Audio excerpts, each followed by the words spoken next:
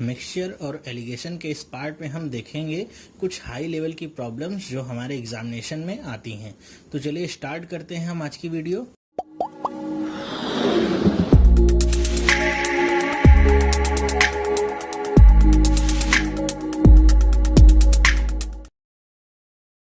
Hello, मेरा नाम चंद्रहास है। स्टडी स्मार्ट में आप सबका स्वागत है। दोस्तों, आप सबको पता होगा कि मिक्सचर और एलिगेशन से हमने 2 पार्ट पहले ही कंप्लीट कर लिए हैं। तो अगर आपने अभी वो दोनों पार्ट नहीं देखे हैं तो इसे स्टार्ट करने से पहले उन दोनों पार्ट को देख के आप खत्म कर लीजिए, जिससे आपको सारे के सारे कॉन्सेप्ट पता चल जाएंगे मैं क्या यहाँ पे यूज करूंगा। ठीक है, तो अगर आपने वो देखे हुए हैं तो आपके लिए ये पार्ट ईजी होगा। पिछले के दोनों पार्ट में मैंने डिस्कस किए थे आपके साथ अलग अलग तरह के प्रॉब्लम्स और कैसे उन्हें हम सॉल्व करते हैं स्मार्ट तरीका लगा के। इस पार्ट में हम कुछ हाई लेवल के प्रॉब्लम्स सॉल्व करेंगे जो हमारे बैंक वगैरह के एग्जाम में खास तौर पे आते हैं। ठीक है, तो चलिए स्टार्ट करते हैं हम। चलिए देखते हैं पहला क्वेश्चन। अब यहाँ पे देखिए, आपको क्वेश्चन पढ़ के ही समझ में आ रहा होगा कि अभी तक हमने क्या देखा था कि हम 2 आइटम्स को मिलाते थे या 2 लिक्विड्स को लेते थे और उनको मिलाते थे, मिक्सचर बनता था, फिर सारी चीजें हम कैलकुलेट करते थे। लेकिन अब क्या है कि हमारे पास 2 आइटम्स नहीं होंगे, हमारे पास 3 आइटम्स होंगे टोटल, या 3 लिक्विड्स होंगे। उनको हमको मिलाना होगा, उसके बाद हम सारी ऑपरेशंस को परफॉर्म करेंगे। तो इसमें कहाँ पे क्या ध्यान रखना होगा ये आपको मैं क्वेश्चन करते हुए बताऊंगा, और इसे सॉल्व कैसे करना है इजिली। टफ नहीं है, बिल्कुल भी ये टफ नहीं है। जैसे हमने 2 के लिए किया था वही काम हमको 3 के लिए करना है, और आसान है। 30 सेकंड के अंदर हो जाने वाला है, 30 सेकंड से ऊपर नहीं जाएगा। चलिए देखते हैं कैसे करेंगे हम।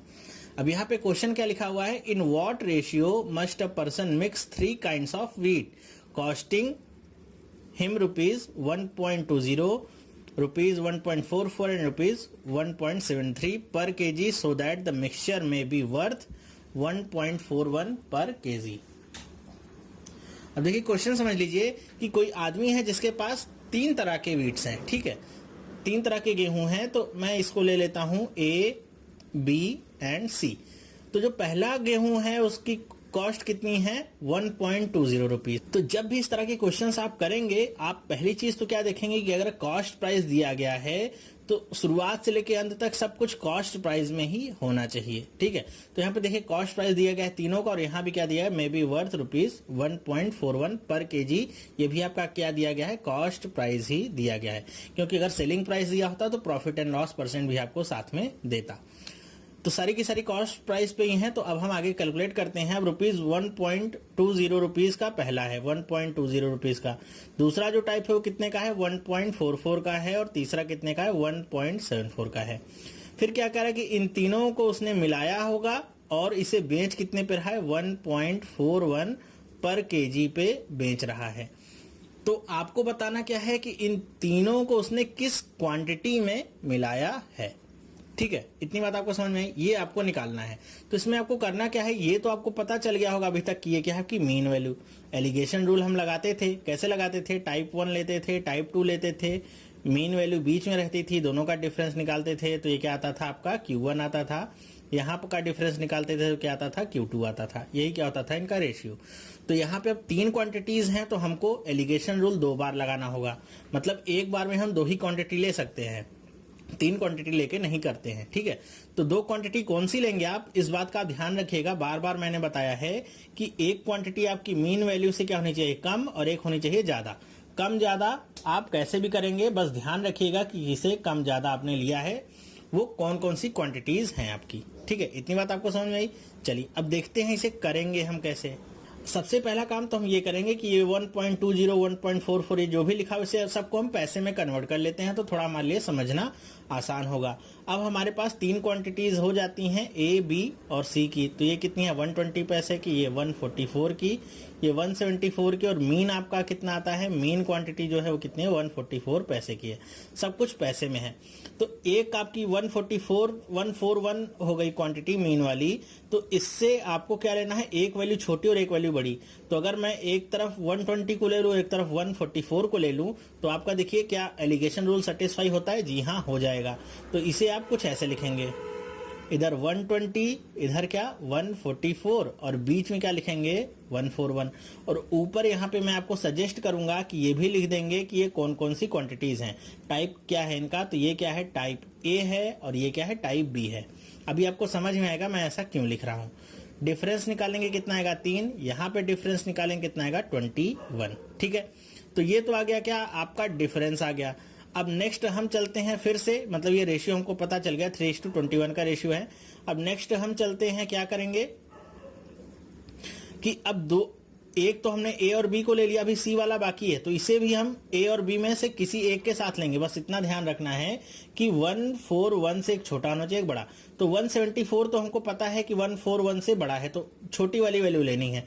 तो अगर मैं 144 ले लूंगा तो देखेंगे 141 से 144 बड़ा है, तो मतलब मैं बी नहीं ले सकता हूं, मुझे ए के साथ ही इसको परफॉर्म करना होगा। तो फिर से यहां पे मैं लिख देता हूं ए, और इधर लिखता हूं क्या, सी। ये कितना है 120, ये कितना है 174, बीच में क्या आ गया 141।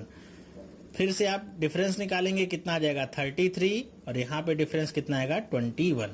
तो ये आपका फिर से क्या आ गया, रेशियो मिल गया आपको। ठीक है, आई होप आपको इतना समझ में आया होगा। चलिए अब देखते हैं क्या करेंगे। अब आपको यहाँ पे रेशियो, यहाँ पे किसका रेशियो मिला है, तो ये क्या है A:B का रेशियो मिला है, कितना 3:21। चाहे तो आप इसे सिंप्लीफाई करके लिख सकते हैं। यहाँ पे रेशियो किसका मिला है, यहाँ पे रेशियो आपका मिला हुआ है A:C का। ये कितना मिला हुआ है 33:21, ये आपको रेशियो मिला है। अब आपको निकालना क्या है, A:B:C निकालना है आपको। तो ये कैसे निकालेंगे आप, तो इसे निकालने का जो तरीका इसमें हम यूज करेंगे उसे आप जरा ध्यान से देखिएगा। इसमें जो भी क्वांटिटी आपकी कॉमन आ रही होगी दोनों में, जैसे यहाँ पे क्या कॉमन आ रही है, ए आ रही है, तो उन दोनों क्वांटिटीज को आपको ऐड करके लिखना है। मतलब 33 + 3, मतलब इसे कैसे लिखेंगे आप 33 + 3 एक साथ, और उसके बाद बाकी के बी और सी के जो भी यहाँ पे आपको दिख रहे हैं रेशियोज, उसे आप वैसे ही लिखेंगे। तो क्या हो जाएगा 21:21। तो कितना आ जाएगा 36:21:21। फर्दर आप सिंप्लीफाई कर दीजिए, क्या आ जाएगा 12:7:7। ये आपका क्या आ गया, रेशियो मिल गया A:B:C का रेशियो 12:7:7। तो ये आपको रेशियो मिल गया, मतलब इसी रेशियो में उसने तीनों को मिलाया होगा, तो वो 141 पैसे में बेच पा रहा है। तो यहाँ पे आपका कैच क्या था इसमें, तो ये कैच ये था कि आपको जो भी क्वांटिटी यहाँ पे कॉमन मिलेगी उसको आपको ऐड कर देना है। यहाँ पे एक ही क्वांटिटी आपकी कॉमन है, तो आपको 3 और 33 को ऐड कर देना है। आप इसे सिंप्लीफाई करके भी लिखते तब पर भी आंसर वही आना था, मैंने सिंप्लीफाई नहीं किया तब पर भी आंसर सेम ही आएगा, उसमें कोई गड़बड़ नहीं होगी। तो बस इतना आप ध्यान रखिएगा, जब भी 3 का आएगा तो पहली बात तो क्या रखनी होगी, आपको मीन वैल्यू देखनी होगी, और यहाँ पे जो वैल्यूज होगी एक कम होगी और एक ज्यादा होगी, एक कम होगी और एक ज्यादा होगी। लेकिन इसके साथ साथ आपको ऊपर उनको लेबलिंग भी कर देंगे तो आपके लिए आसान होगा, वरना आपको समझना थोड़ा कठिन होगा। ये क्या है A-B है, और ये क्या है A और C है। तो इसी से हमको समझ में आएगा कौन सी वैल्यू हमारी कॉमन आ रही है। तो A वाली कॉमन आ रही है, तो जो भी कॉमन आएगा उसको ऐड करके आप आसानी से लिख सकते हैं। आई होप आपको समझ में आया होगा। अभी इसके मैं कम से कम 3-4 क्वेश्चन और डिस्कस करूंगा इसमें, और सारे बहुत ही ऐसे अच्छे अच्छे क्वेश्चंस हैं, तो आपका कॉन्सेप्ट आगे क्लियर होता जाएगा। पर अगर अभी भी आपको समझ में नहीं आ रहा है, लेकिन बीच में यहाँ पे मैं 2 क्वेश्चंस डिस्कस करना चाहूंगा। कुछ लोगों की बहुत डिमांड थी कि मिल्क एंड वाटर के जो क्वेश्चंस आते हैं रेशियोज के, उन्हें हम कैसे आसानी से निकाल सकते हैं। तो 2 क्वेश्चन मैंने वो बीच में रखे हुए हैं, पहले मैं उसे डिस्कस कर देता हूँ, फिर आगे हम बहुत ही अच्छे अच्छे जो 3 आपके मिक्स आते हैं क्वेश्चन उस पर करते हैं। नेक्स्ट क्वेश्चन देखिए, ये है क्या कि how many litres of water should be added to 30 litre mixture of milk and water containing milk and water in the ratio 7:3 such that the resultant mixture has 40% water in it. अब question को आप समझेंगे, कैसे समझेंगे कि यहाँ पे समझ लीजिए कि आपका ये कोई कैन है, ठीक है, और इसकी क्वांटिटी भी आपको दे दिया है कितनी, 30 लीटर्स का है ये, और पूरा भरा हुआ है। तो मिल्क और वाटर का इसमें रेशियो कितना है, 7:3 का रेशियो है। अब क्या कह रहे हैं कि इसमें एक्स्ट्रा और वाटर डाला जा रहा है, ठीक है, क्या डाला जा रहा है, केवल वाटर डाला जा रहा है। तो तब तक डाला जा रहा है जब तक इसमें 40% वाटर नहीं हो जा रहा है। तो इसको थोड़ा दूसरे टाइप से आप अलग करिएगा, जिसमें हम देख रहे थे कि एक तरफ क्वांटिटी ऐड की जा रही थी तो दूसरी तरफ निकाली जा रही थी। यहाँ पे कुछ भी निकाला नहीं जा रहा है, मतलब आपका ये 30 लीटर सेम नहीं बना रहेगा, यहाँ पे फर्दर डाला जा रहा है तो 30 लीटर्स की क्वांटिटी भी बढ़ जाएगी। तो इसे आप कैसे करेंगे, ये आपका टोटल क्वेश्चन है। तो सबसे पहले देख लेते हैं इसे करने का सबसे आसान तरीका क्या हो सकता है। तो देखिए, सबसे आसान तरीका इसका ये होगा कि आपको पता है कि जब इनिशियल इसका रेशियो कितना है मिल्क एंड वाटर का, तो इनिशियल रेशियो है 7:3। बाद में रेशियो क्या हो जा रहा है, देखिए कह रहे हैं 40% आपका वाटर हो जा रहा है। तो 40% आपका वाटर हो जा रहा है तो इसे भी आप रेशियो में कन्वर्ट कर लीजिए। तो कैसे कर सकते हैं, अगर 40% वाटर होगा तो 60% क्या होगा, मिल्क होगा। तो इसे हम कुछ ऐसे लिख सकते हैं 60/40, सिंप्लीफाई करेंगे कितना आ जाएगा 3/2। तो अब क्या आ गया कि इसमें हमने ऐड किया वाटर को, तो अब रेशियो क्या आ गया 7:3 की जगह 3:2। बस जैसे मैंने आपको सेकंड वाले पार्ट में एक क्वेश्चन इस तरह का कराया था कि आपका चेंज क्या हो रहा है, बस उसको ध्यान में रखिए। जो चीज फिक्स है बस उसको इक्वेट कर देना है आपको आंसर मिल जाएगा। देखिए कैसे, इनिशियल क्वांटिटी हमारी 7:3 की है, बाद में क्या हो जाता है 3:2, मिल्क एंड वाटर का रेशियो है। ठीक है, तो अब देखिए इसमें हम डाल क्या रहे हैं, एक्स्ट्रा में वाटर डाल रहे हैं। तो वाटर डाल रहे हैं लेकिन मिल्क की क्वांटिटी तो सेम ही रहेगी ना। मतलब मान लीजिए इसमें 10 लीटर मिल्क है तो इसमें और वाटर हम कितना भी डाल दें, लेकिन ये मिल्क हम जब निकाल नहीं रहे हैं कोई भी चीज, मतलब कोई भी पोर्शन निकाल नहीं रहे हैं, तो 10 का 10 लीटर तो बना ही रहेगा, बस उसका रेशियो कम होता रहेगा। तो अगर यहाँ पे मिल्क 7 है तो यहाँ भी मिल्क कितना होना चाहिए, 7 होना चाहिए, या जितना यहाँ पे है उतना ही पार्ट यहाँ भी होना चाहिए। तो हम क्या करेंगे कि इसे हम इक्वल कर लेते हैं। कैसे इक्वल कर सकते हैं कि अगर इधर मैं 3 का मल्टीप्लाई कर दूं, अब मल्टीप्लाई अगर मैं ऊपर करूंगा तो नीचे करना ही होगा, और इधर मैं 7 का मल्टीप्लाई कर दूं तो देखिए दोनों क्या हो जाएंगे, बराबर हो जाएंगे। तो कितना आ जाएगा 21/9, और ये कितना आ जाएगा 21/14, 21/9 और 21/14। अब देखिए मिल्क की क्वांटिटी आपकी कितनी हो गई 21 बराबर, वाटर पहले कितना था 9 लीटर था, अब कितना हो गया 14 लीटर हो गया। कितना ऐड हुआ वाटर, 5 लीटर्स ऐड हुआ। यही आपका क्या है, आंसर है। बस इसी तरह आपको करना है, एलिगेशन रूल लगाने की भी जरूरत नहीं है। ये सबसे ज्यादा शॉर्टकट तरीका है आपके करने का। इसे आप करेंगे तो 10 सेकंड के अंदर आपका ये आंसर आपको मिल जाएगा। एसएससी में इस तरह के सवाल बहुत आते हैं, तो अगर आप एसएससी की तैयारी कर रहे हैं तो 10 सेकंड का आपका ये क्वेश्चन मैंने करा दिया है, आएगा, आप बहुत आसानी से कर सकते हैं। क्वेश्चन यही रहेगा, एक इसका टाइप और बनता है, चलिए उसे भी हम देख लेते हैं। करना सेम तरीके से है, बस उसे लिखा दूसरी तरीके से गया है। देखिए क्या है कि a mixture contains milk and water in the ratio 7:3। On adding 160 ml of water, the ratio of milk and water becomes 1:1. The quantity of water in the original mixture is. अब क्या कह रहे हैं कि आपका कोई मान लीजिए यहाँ पे जार है जिसमें 7:3 के रेशियो में मिल्क एंड वाटर है। उसके बाद आपको क्या कर रहे हैं कि इसमें हमने 160 ml वाटर और ऐड कर दिया, तो इसका जो अब कंपोजिशन क्या हो गया 1:1 का हो गया। तो आपको बताना है कि पहले इसमें वाटर की क्वांटिटी कितनी थी, मतलब इस 3 पार्ट की क्वांटिटी कितनी थी, आपको ये बताना है। करना एकदम सेम टू सेम है। कैसे, देखिए हमको पता है पहले कितना था 7:3, अब कितना हो गया है 1:1, और हमको ये भी बता दिया है कि कितना हमने ऐड किया है वाटर को। तो वाटर को ऐड किया है तो मिल्क क्या होगा, अनचेंज्ड। मिल्क अनचेंज्ड होगा कि नहीं होगा, तो मिल्क अगर यहाँ पे 7 है तो इधर भी 7 होना चाहिए। तो हम क्या करेंगे 7 बनाने के लिए, इधर 7 से गुणा कर देते हैं, तो ये क्या हो जाएगा आपका 7/7। अब मिल्क आपका 7 और 7 सेम हो गया, वाटर कितना हो गया, पहले 3 था अब कितना हो गया 7, तो कितना बढ़ गया वाटर आपका 4 लीटर, आपका समझ लीजिए 4 पोर्शन आपका बढ़ गया वाटर। लेकिन हमने बढ़ाया कितना है वाटर, देखिए 160 ml बढ़ाया है। तो 4 को हम 160 कैसे बना सकते हैं, जब हम 40 से यहाँ पे गुणा कर दें। तो अगर हम 40 से यहाँ पे गुणा कर रहे हैं तो 40 से यहाँ भी गुणा करना पड़ेगा और 40 से यहाँ भी गुणा करना पड़ेगा। हमको ओरिजिनल मिक्सचर की क्वांटिटी पूछा है तो हम केवल एक ही तरफ गुणा करेंगे। दूसरा तरफ अगर पूछा होता कि न्यू मिक्सचर की क्वांटिटी में वाटर कितना होता, तो इधर भी हमको 40 से गुणा करना होता ऊपर और नीचे। अब देख लीजिए, बस आप गुणा कर लीजिए, कितना आ गया 280, और नीचे कितना हो जाएगा 120।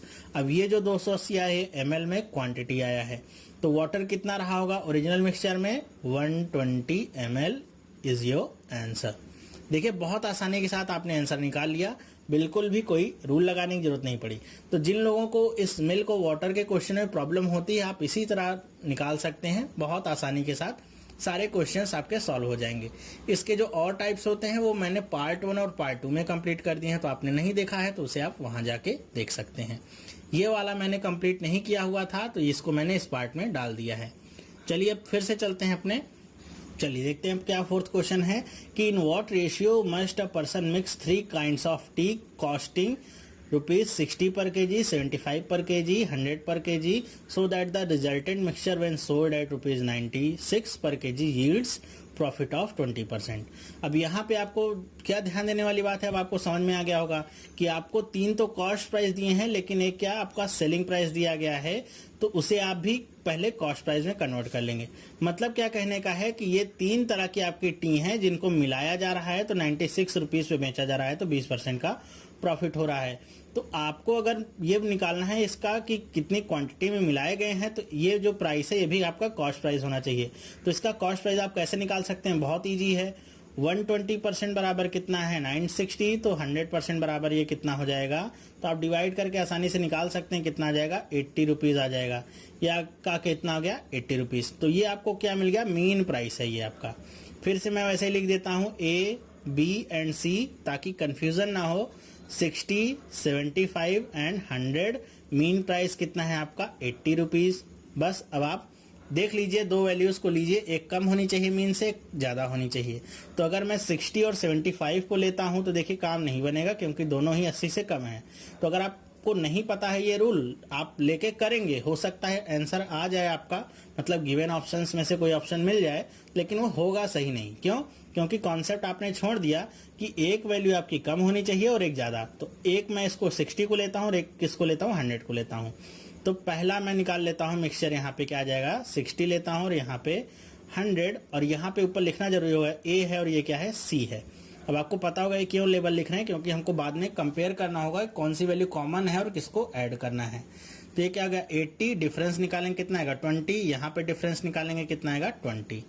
इतनी बात समझ में आई आपको। चलिए दूसरा वैल्यू हम क्या लेंगे, एक 75 और फिर से 100, क्योंकि 60 तो ले नहीं सकते। अब लेकिन यहाँ पे अब क्या ले रहे हैं, बी ले रहे हैं, तो यहाँ पे हम लिख देते हैं बी और इधर लिख देते हैं सी। बी की वैल्यू कितनी है 75, सी की वैल्यू कितनी है 100, बीच में लिखेंगे 80, फिर से माइनस करेंगे कितना है 20 और यहाँ पे कितना आ जाएगा 5। अब आपको ये दो रेशियोज मिल गए, बस आपका काम हो गया। अब देखिए इसे अगर आप सिंप्लीफाई करके लिख लें तो ये 1:1 हो जाएगा और ये कितना हो जाएगा 4:1।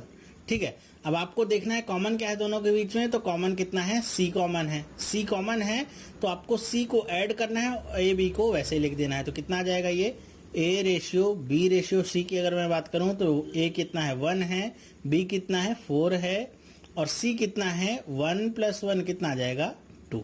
ये आपको रेशियो मिलाना होगा, तो आपको ये 96 पर केजी में बेचेंगे तो 20% का प्रॉफिट होगा। बस इतना ही करना है, इससे ज़्यादा टफ ये नहीं है। आई होप आपको समझ में आया होगा। चलिए देख लेते हैं एक और सवाल। अब देखिए इस सवाल में क्या अंतर है कि कोई मर्चेंट है जो 3 तरह के राइसेस को मिक्स कर रहा है, उनकी अलग अलग कॉस्ट है 20 पर केजी, 24 पर केजी और 30 पर केजी, और उसके बाद and sells the mixture at a profit of 20% at 30 rupees per KG. फिर से आपका सेलिंग प्राइस है 30 रुपीज, इसको आपको कॉस्ट प्राइस में कन्वर्ट करना होगा। फिर आपसे क्या करें कि how many KGs of the second variety will be in the mixture if 2 KGs of the third variety is there in the mixture. कह रहे हैं क्या कि मान लीजिए आपकी 3 वेराइटीज हो गई A, B एंड C, ठीक है, और सबके प्राइसेस दे दिए 20, 24 और 30। ओके, तो आपसे कह रहे हैं कि अगर इसने बता दिया है कि इन तीनों को आपको मिलाना है और ये बता दिया गया कि जो भी मिक्सचर आपका आएगा टोटल उसमें C का पता है कि 2 केजी है, तो C 2 केजी होगा तो B कितने केजी होगा ये आपको निकाल के बताना है। मतलब ये सिंपली नहीं बताना है कि किस रेशियो में मिलाए जा रहे हैं, बल्कि आपको ये बताना है कि B कितना किलो मिलाया जा रहा है, ये आपका क्वेश्चन है। तो कैसे करेंगे इसे, सबसे पहले तो आप यहाँ पे मीन प्राइस निकालेंगे। तो आपको पता है 120% कितना है 30 रुपीज के, तो 100% कितना हो जाएगा आपका, 100% हो जाएगा आपका 25 रुपीज। अब इसे बार बार मैं निकालूंगा नहीं, आप निकाल सकते हैं, बहुत इजी है। तो मीन वैल्यू कितनी आ गई 25 रुपीज आ गई आपको। बस आपको फिर से वही करना है, 2 बार एलिगेशन लगाना है, एक बार कम ज़्यादा होना चाहिए। तो अगर यहाँ पे फिर से देखिए, अगर 20 लेते हैं 24 तो काम नहीं चलेगा, तो एक बार 20 लेंगे, एक बार 30 और एक बार 24 लेंगे और फिर से 30। तो यहाँ पे लिख लेता हूँ मैं ए सी कितना है 20 और 30 बीच में कितना आ गया 25। डिफरेंस निकाली कितना आएगा 5, ये भी कितना आ गया 5। फिर से यहाँ पे लेते हैं बी और सी कितना आएगा ये 24 और 30 और ये कितना आ गया 25। डिफरेंस निकालिए 5 और ये डिफरेंस कितना आ गया 1। सिंप्लीफाई आप करना चाहे तो सिंप्लीफाई कर सकते हैं, 1:1 हो गया और ये 5:1 ही रहेगा। कॉमन क्या है इसमें, सी कॉमन है, तो जो कॉमन है केवल उसे ऐड करना है, बाकी को ऐसे ही लिख दीजिए। तो A:B:C कितना आ जाएगा 1, B कितना है देखिए, B कितना है 5:C मतलब 1 + 1 कितना आ जाएगा 2। ये आपका रेशियो है जिसमें मिलाया गया है तीनों क्वांटिटीज को। अब आगे क्वेश्चन क्या कह रहा है कि C वाला अगर 2 kg है, C वाला 2 kg है, तो आप देखिए इसे एक तो जनरल सेंस से ऐसे ही समझ सकते हैं और इसे मैथमेटिकली आप निकाल भी सकते हैं कि आपको पता है कि C 2 kg है, मतलब यहाँ पे जो 2 पार्ट है इसकी वैल्यू कितनी है 2 पार्ट इक्वल टू और 2 kgs। तो 5 पार्ट की वैल्यू कितनी होगी, तो 5 पार्ट की वैल्यू कितनी होगी 5 kgs। बस दैट सिंपल, इतना ही आपको करना है और आपका आंसर आ जाएगा। देखिए अब जब मैं बता दूंगा तो आपको लगेगा इस क्वेश्चन में क्या था, बहुत ही सिंपल क्वेश्चन था। लेकिन अगर इस क्वेश्चन को नहीं बताया जाएगा तो यही क्वेश्चन आपके लिए एग्जाम लेवल का होता है और बहुत टफ होता है। बार बार मैं यही कहता हूं कि जब आप क्वेश्चन को सॉल्व कर लेते हैं, जब आपको लॉजिक समझ में आ जाती है तो आपके लिए हर क्वेश्चन आसान हो जाता है। जब तक आपको लॉजिक नहीं समझ में आती है या क्वेश्चन आपसे खुद से नहीं हो पाता है, तब तक वो क्वेश्चन आपके लिए एग्जाम लेवल का रहता है। आई होप आपको समझ में आया होगा। लेकिन अगर आप सोच रहे हैं इसको हम ऐसे नहीं कर सकते, मान लीजिए यहाँ पे तो मिल गया, अगर यहाँ पे होता 3 पार्ट इक्वल टू 2 kg तो हम कैसे करते। तो आपको रेशियो और प्रोपोर्शन का बस सिंपल सा फंडा लगाना था कि टोटल रेट देखिए पोर्शन पार्ट कितने हैं, तो 8 पार्ट हैं टोटल, तो अपॉन में 8। सी वाला पार्ट कितना है 2, तो 2/8 की वैल्यू कितनी है 2 kg। आपको निकालना क्या है 5 पार्ट की वैल्यू, तो 5/8 की वैल्यू कितनी होगी क्वेश्चन मार्क, क्रॉस मल्टीप्लाई कर लीजिए, आपका आंसर आपके सामने हो जाएगा। क्या आ जाएगा आंसर 2/8 इंटू में x बराबर कितना हो जाएगा 10/8। 8 से 8 कट गया, 5 टाइम्स कट गया, x की वैल्यू कितनी आ गई 5 kg। तो आप ऐसे भी निकाल सकते हैं लॉन्ग मेथड से भी, लेकिन अगर आपका सीधा सीधा बन रहा है तो ज़्यादा लॉन्ग जाने की ज़रूरत नहीं है। आई होप आपको ये क्वेश्चन समझ में आया होगा। अब इस तरह के क्वेश्चन आएंगे तो आप आसानी से कर सकते हैं। चलिए देखते हैं नेक्स्ट क्वेश्चन। अब ये क्वेश्चन आपका बहुत ही इंपॉर्टेंट है, बहुत ज़्यादा कंफ्यूजिंग है। अगर आपको आइडिया इसका नहीं पता है तो 100% चांसेस हैं कि आप इसे एग्जाम में स्किप करके ही आएंगे, अगर आपने पहले से इस क्वेश्चन की प्रैक्टिस नहीं की है तो। और ये बहुत रेयर ही मिलता है और एग्जाम टाइम में इस तरह के क्वेश्चन आ सकते हैं। Bronze is an alloy containing 80% copper, 4% zinc and 16% tin. अब ब्रॉन्ज में क्या क्या है, कॉपर है, जिंक है, टिन है, ठीक है, 3 एलिमेंट्स हैं आपके। फिर क्या करें, a fused mass of brass and bronze is found to contain 74% of copper, 16% of zinc and 10% of tin. कि कॉपर और ब्रॉन्ज को मिला दिया गया तो उसके बाद उनके रेशियोज क्या बन गए, 74 कॉपर हो गया, 16 जिंक हो गया और 10 क्या हो गया, टिन हो गया। तो आपसे पूछा क्या है, ratio of copper to zinc in brass, कि ब्रास में कॉपर और जिंक किस रेशियो में थे ये आपको बताना है। यहाँ पे ब्रास में कॉपर और जिंक का कोई भी निशान नहीं है कि कितना परसेंट था या कितने रेशियो में वो मिले हुए थे, तो ये आपको बताना है। तो एक चीज आप यहाँ से समझिएगा कि यहाँ पे हर चीज परसेंट में है, तो आपको आंसर भी परसेंट में ही लाना होगा या आंसर आपका परसेंट में ही आएगा, ठीक है। रेशियो में वैसे नहीं आ सकता है 2:3 ऐसे कुछ, आपका परसेंट में ही आएगा, समथिंग 30%, 70%, 20%, 80% इस तरह के आंसर्स में आएगा वो, ठीक है। दूसरा, यहाँ पे आप आंसर्स को एलिमिनेट कर सकते हैं। कैसे एलिमिनेट कर सकते हैं कि जो भी आंसर यहाँ पे आएगा उन दोनों का टोटल जो ऐड होना चाहिए वो 100 होना चाहिए, क्योंकि ब्रास क्या मिलके बनाता है, कॉपर और जिंक से मिलके बनता है। तो अगर आपका आंसर कोई ए इस तरह दिया हो, 30% कॉपर है और 60% जिंक है, तो दोनों को ऐड करेंगे तो 90% ही आएगा, तो वो ऑप्शन तो कभी नहीं हो सकता है। 100% आना चाहिए, ना तो 100 से अधिक ना तो 100 से कम, ठीक है। तो चलिए अब देखते हैं क्वेश्चन को करेंगे कैसे हम। अब आपको पता है यहाँ पे ब्रास में क्या क्या है, कॉपर और जिंक। यहाँ पे मैं लिख देता हूँ ब्रास। ब्रास में क्या क्या है, कॉपर है, Cu और क्या है, जिंक है, ठीक है। लेकिन हमको ये नहीं पता ये कितने परसेंट है या कितनी मात्रा में है। दूसरा आपका जो दिया गया है वो क्या है, अलॉय ब्रॉन्ज दिया गया है, BRO लिख देता हूं मैं।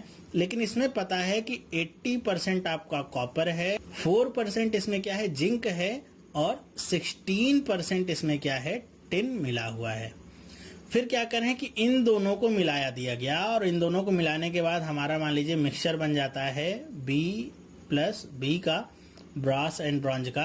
अब उसमें मिक्सचर में क्या होता है कि 74% होता है कॉपर, 16% हो जाता है आपका जिंक, और 10% हो जाता है टिन, ठीक है। ये आपको दिया गया है। तो मिक्सचर और एलिगेशन आप लगा सकते हैं इसमें वैसे ही जैसे हमने अभी तक देखा था, कोई भी ज़्यादा टफ सवाल नहीं है। बस इसमें एक चीज़ है जो आप अगर कैच कर सकते हैं तो क्वेश्चन को कर लेंगे, उसे आप नहीं कैच कर पाए तो क्वेश्चन को कभी नहीं कर पाएंगे। क्या है वो चीज़, देखिए कि आपको ये पता है कि मिक्सचर में आपका तीनों एलिमेंट है, लेकिन यहाँ पे देखिए ब्रास में तीनों एलिमेंट नहीं है। यही आपको चेक करना है। जैसे हमने अभी इससे पहले मिल्क को वाटर में देखा था, जब केवल वाटर मिलाया जा रहा था तो मिल्क की मात्रा में परिवर्तन नहीं हो रहा था। वैसे ही यहाँ पे देखिए टिन आपका क्या है, 16% है ब्रॉन्ज में, और यहाँ पे ये तो पक्का है कि 0% टिन है। मतलब जितना टिन आपका ब्रॉन्ज में होगा जितनी मात्रा में, उतनी ही मात्रा में आपका मिक्सचर में भी होगा, क्योंकि ब्रास में तो टिन नाम का एलिमेंट पाया ही नहीं जाता है। तो बस आपको यही करना है, और उसके बाद आपका आंसर देखिए कितनी आसानी से आ जाएगा।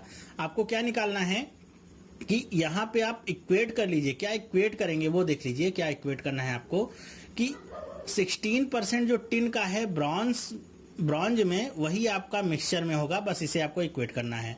तो ब्रॉन्ज में जितना टिन है उतना ही आपका टिन कितना होगा, मिक्सचर में होगा।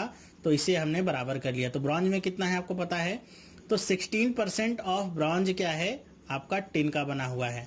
इसे मैं ऐसे लिख लेता हूं। और मिक्सचर में आपका ब्रॉन्ज और ब्रास दोनों होता है, तो 10% ऑफ किसका, ब्रास प्लस ब्रॉन्ज। सिंप्लीफाई कर लीजिए इसे, तो क्या मिल जाएगा आपको, 16% of bronze is equal to 10% of brass plus 10% of bronze. ये मिल गया आपको। 10 को इधर लेके आइए तो क्या हो जाएगा, 6% of bronze is equal to 10% of brass. अभी मैं लाइन बाय लाइन इसलिए कर रहा हूं कि हो सकता है कुछ लोगों को समझ में नहीं आए, वरना तो एक लाइन का ही ये करना था।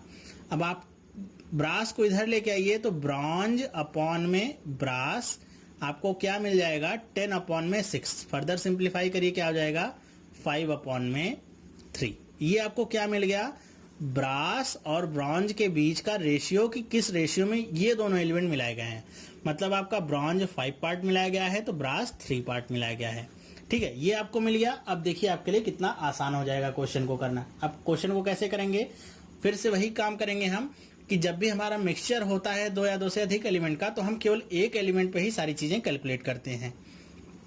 तो यहां भी हम ले लेते हैं, मान लीजिए कॉपर को ले लेते हैं। कॉपर को मान लेते हैं कि कॉपर आपका X% है इसमें, ठीक है। पता नहीं है तो लेट्स कि ये X% है, तो X% कॉपर इसमें है, लेकिन मीन वैल्यू पता है और यहाँ पे दूसरी वैल्यू पता है। तो इतना हम आसानी से कर सकते हैं, X और इधर क्या हो जाएगा 80, बीच में क्या हो जाएगा 74। डिफरेंस निकालेंगे कितना आएगा 6, और यहाँ पे आप डिफरेंस निकालेंगे तो कितना होगा 74 माइनस में X। अब कुछ लोगों को यहाँ पे कंफ्यूजन होगी कि x माइनस 74 क्यों नहीं लिख सकते थे। क्यों नहीं लिख सकते थे, इसका रीजन ये है कि यहाँ पे जो भी वैल्यू आती हो क्या होती है, पॉजिटिव होती है, निगेटिव कभी नहीं होती। यहाँ पे हमको एक वैल्यू पता चल गई है 74 क्या है, 80 क्या है, 74 से बड़ा है। तो ये अगर बड़ा है तभी यहाँ पे पॉजिटिव वैल्यू आ सकती है। तो ये वैल्यू क्या होगी, छोटी होगी। तो छोटी वैल्यू में से अगर बड़ी वैल्यू को घटाएंगे तो माइनस आएगा, लेकिन बड़ी वैल्यू में से छोटी को घटाएंगे तो प्लस आएगा। तो इसलिए 74 माइनस x ये आपका सही होगा। दूसरी बात यहाँ पे ध्यान देने वाली ये है कि जो x है ये किसकी मात्रा है, ब्रास की मात्रा है। तो यहाँ पे आप लिख दीजिएगा ऊपर ब्रास, और यहाँ पे जो दूसरा है 80 है क्या है, ब्रॉन्ज है, तो इसे आप लिख देंगे ब्रॉन्ज। तो आपको अब जो क्वांटिटी का रेशियो मिला है वो इसके टर्म में अगर मैं लिखना चाहूँ, ब्रॉन्ज अपॉन में ब्रास, तो ब्रॉन्ज क्या है इधर है, तो 74 माइनस में x अपॉन में 6 कितनी मात्रा में मिला है, 5:3 में मिला है। तो इक्वल टू 5:3, 3 2 टाइम्स कट गया, 2 उधर जाएगा, क्या हो जाएगा 10। तो 74 माइनस x बराबर कितना आ जाएगा 10, तो x बराबर कितना आ जाएगा 64%। x की वैल्यू आपको मिल गई कितनी 64, तो जिंक की वैल्यू अपने आप ही क्या हो जाएगी 36%। यही आपका क्या होगा राइट आंसर, और ऐसे ही आसानी से आप निकाल सकते हैं। इसमें समझने वाली केवल बात क्या थी, ये जो मैंने यहाँ पे आपको कवर कराई थी, ये आपकी समझने वाली बात थी कि 10% यहाँ पे जो जिंक है वो उतना ही जिंक होगा जितना ब्रॉन्ज में जिंक होगा, मतलब उसकी मात्रा क्या होगी बराबर, क्योंकि ब्रास में तो जिंक का नामो निशान नहीं। तो इस तरह कोई भी क्वेश्चन आपके पास आता है तो बस आप ये देखिएगा कि मिसिंग पार्ट क्या है, उसमें दो एलिमेंट या दो मिक्सचर जो भी आपको मिलेंगे उसमें मिसिंग पार्ट क्या है, मतलब क्या चीजें एकदम स्थिर हैं और क्या चीजें बदल रही हैं, ये आप बस देख लीजिए। जैसे इसमें कॉपर भी बदल रहा है, जिंक भी बदल रहा है, क्योंकि ऊपर कॉपर है और जिंक है, बस टिन आपका नहीं बदल रहा है। टिन क्या है आपका स्थिर है, तो जो स्थिर होगा वो हमेशा स्थिर ही रहेगा, और उसी हिसाब से आप इसे क्वेश्चन को आसानी से कर सकते हैं। क्वेश्चन थोड़ा लेंदी था, करने में टाइम लगा क्योंकि आपको समझाना था। खुद से अब आप इस क्वेश्चन को करेंगे तो आई होप आप इसे 40 सेकेंड्स के अंदर ही कर लेंगे। ओके, आई होप आपको ये समझ में आया होगा। अगर नहीं समझ में आया तो इस पार्ट को फिर से देखिएगा, बहुत ही इंपॉर्टेंट पार्ट है मिक्सचर एंड एलिगेशन पे। पार्ट 3 जो मैं आपके लिए लाया हूँ, शायद ही आपको इस तरह के वीडियोस यूट्यूब पे मिले जो इतना इलेबोरेट करके बताए हों इस तरह के प्रॉब्लम्स को, मैं आपके लिए लेके आया हूँ। तो एक बार और देखिएगा इस पार्ट को, तो आपको चीजें समझ में आने लगेंगी। तो इस पार्ट में बस इतना ही। मैं आपके लिए जो 6 क्वेश्चंस लेके आया था बहुत ही इंपॉर्टेंट थे, एग्जाम में पूछे जाते हैं सारे के सारे। और दूसरी बात ये थी कि आपका आइडिया एकदम क्लियर हो जाएगा, कॉन्सेप्ट एकदम क्लियर हो जाएगा, कैसे क्वेश्चंस को करना है, देखना क्या है और कहाँ पे ध्यान देना है। तो ये पार्ट आपको कैसा लगा मुझे कमेंट करके आप जरूर बताइएगा। साथ ही साथ अगर आपने अभी तक सब्सक्राइब नहीं किया है चैनल को, तो चैनल को सब्सक्राइब करना बिल्कुल भी ना भूलें। मैं आपके लिए रोज इसी तरह की वीडियोज लाता हूँ जो आपके बाकी सारे जो भी आपके चैनल्स हैं उनसे थोड़ी सी अलग होती है, थोड़ा सा लेवल उनका हाई होता है, जिससे आप एग्जाम में अच्छे से परफॉर्म कर सकें। साथ ही साथ अगर आपने इन दोनों वीडियोस को नहीं देखा है तो इन दोनों वीडियोस को भी आप देख सकते हैं, आपके एग्जामिनेशन पॉइंट ऑफ व्यू से बहुत ही ज़्यादा इंपॉर्टेंट है। और अगर आप अभी तक हमसे जुड़े नहीं हैं तो आप हमसे जुड़ सकते हैं। आपके सामने 3 ऑप्शंस हैं, लिंक सारे डिस्क्रिप्शन बॉक्स में नीचे मैंने दिए हुए हैं, वहां से जाके आप आसानी से मुझसे जुड़ सकते हैं, जिससे आपको कोई भी प्रॉब्लम हो तो उसका आप समाधान प्राप्त कर सकते हैं। तो चलिए अब हम मिलेंगे नेक्स्ट पार्ट में, तब तक के लिए थैंक यू एंड बाय।